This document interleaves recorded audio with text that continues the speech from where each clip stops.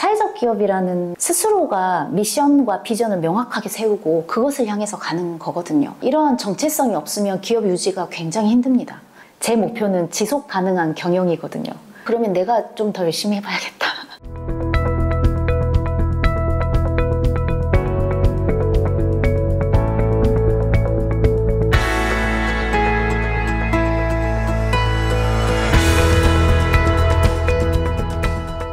저희 회사를 소개하려면 먼저 제 이야기를 해야 될 것 같아요. 저는 사실 큰 병원 기관에서 어린 아이들의 발달을 봐주는 치료사였습니다. 굉장히 어린 인큐베이터에서부터 아이들을 쭉 지켜보게 됐는데요. 제가 만난 아이 한 명이 휠체어를 타는데 갑자기 선생님 저 이제 안 다녀도 돼요. 선생님 이제 의사 선생님이 안 다녀도 된대요 하는 거예요.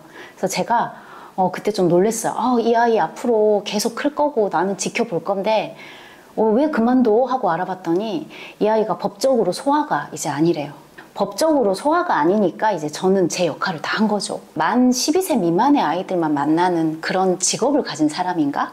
이런 고민을 하다가 굉장히 어린 아이들부터 성인들까지 이 한 장애를 갖고 이제 살아가는 사람의 일생을 이렇게 지켜보면서 필요한 시기에 해줄 수 있는 거를 찾아가지고 적절한 교육을 시행하고 있는 장애인을 위한 교육 서비스 기관이라고 생각하시면 될 것 같습니다.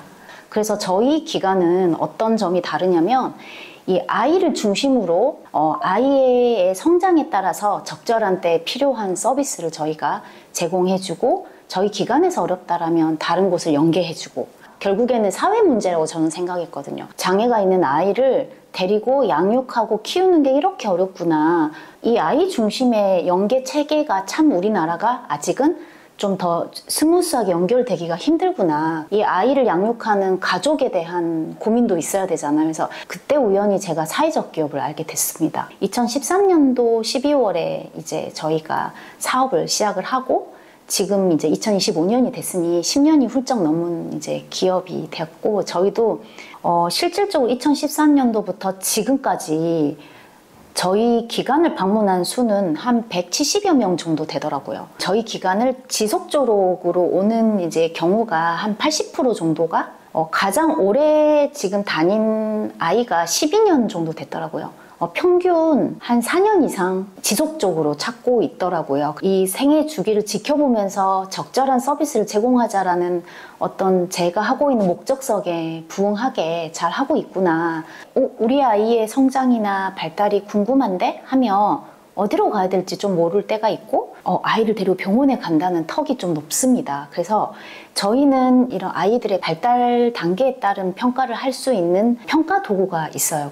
이 평가가 끝나면 적절한 아이에게 필요한 치료 혹은 교육이 이루어지는데 그것 또한 저희 기관 안에서 이제 다양하게 이루어지고 있어요. 운동 발달이 느린 경우, 신체적 발달이 느릴 때에는 운동 재활, 그리고 언어적 발달이 느리면 언어 재활사가 상주하셔서 언어 재활, 혹은 조금 더 가면 이제 학교를 다녀야 되잖아요. 그러면 이제 교육적인 부분이 필요해요. 그러면 특수교사. 이제 아이들이 좀 자라면 여러 가지 사회 안에서 함께 살아야 되거든요. 이런 거를 또 도와주기 위해서 사회복지사, 아이에게 필요한 교육이 여러 가지가 지금 이루어지고 있습니다. 나라에서 주는 여러 가지 사회 서비스들이 있거든요. 그러니까 이러한 서비스들을 적절하게 저희가 아이들에게 맞춤형으로 청소년 방과 후 활동 서비스 혹은 성인 장애인들을 위한 주간 활동 서비스, 이러한 서비스 체계를 가지고 또 제공해주고 있습니다. 멘토 같은 사람이 또 필요하긴 하거든요. 부모님께 이야기하지 못하는 것들도 조력자가 있긴 있어야 돼요. 근데 사실 그런 역할을 나라의 제도에도 좀 여러 가지 방법을 시도하고 있지만 내 옆에 조력자가 있구나라는 그런 든든한 부분이 있거든요. 전혀 4살, 5살 정도 때 왔던 아이들이 중학교가 되고 고등학교가 되면 또 사춘기를 겪잖아요. 본인의 정체성에 대한 이야기를 좀 많이 해요. 부모님한테 직접 하지 못하는 스스로에 대한 장애를 어떻게 바라보는지 이런 대화를 하는 지점이 이제 중학교, 고등학교가 가니까 나오더라고요. 정보나 서비스를 제공해주는 사람으로 만났지만 이제는 좀 진짜 같이 이런 생각을 하고 저도 같이 배우고 상호작용을 하면서 같이 크는 것 같다라는 생각을 좀 더 많이 하고 있고요. 근데 처음에 제가 그때 이제 힘들었던 게 그러면 사회적 기업은 뭔가 물건을 만들고 팔아야만 되나? 다양한 형태의 기업들이 많이 모여지면 좋겠다라는 생각을 했어요. 그게 시간이 가면 갈수록 더 풍부해지면 좋겠다. 그래야 더 좋은 연대감을 가지고 기업이 함께 클 수 있겠다, 이런 생각을 하거든요. 제 목표는 지속 가능한 경영이거든요.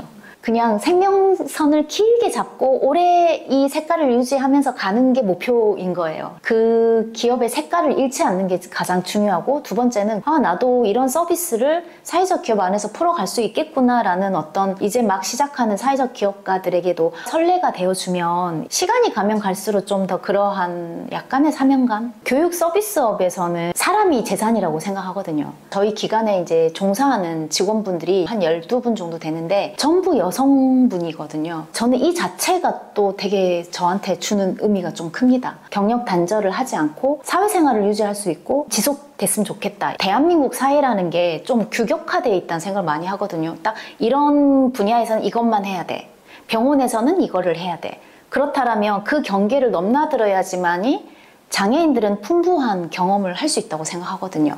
그래서 저는 최대한 직원분들의 어떤 자율성을 굉장히 많이 저는 제공하려고 노력을 합니다. 여러 가지 직원들이 보여주는 아이디어나 정보를 제가 받아서 그거를 현실화하는 게 제 일이다. 장을 열어주는 게 내 일이다. 약간 이렇게 제 정체성을 가져가고 있고, 우리나라는 장애인과 함께 살아가는 방법을 다 배워야 된다 생각하거든요. 일반적으로 사람들이 내가 장애인 교육 서비스 기관이라 하면 내가 어떤 전문성이 있어야 된다라고 생각을 하는 분들이 많아요. 그러한 벽을 또 가지고 있더라고요. 그런데 사실은 되게 잘 이해하고 이 장애 감수성을 잘 갖고 장애인을 바라보는 시선의 그 자세가 오히려 기본이 되어야 나머지가 채워지는 경우도 있거든요.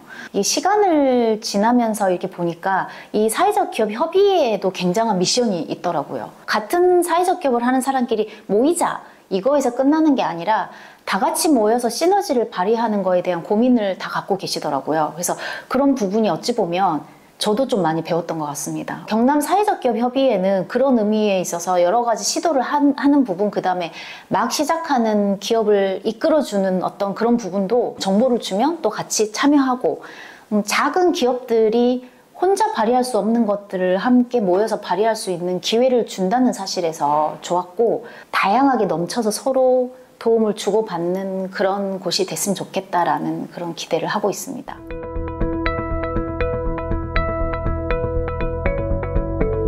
한달년 안에 가면 선생님들이 다 같이 우리 아이처럼 고민을 하고 있구나라는 그 공감대는 형성되어 있는 것 같습니다. 성장과 생애 주기를 계속 고민을 하는 그런 한발년이 되도록 하겠습니다. 고맙습니다.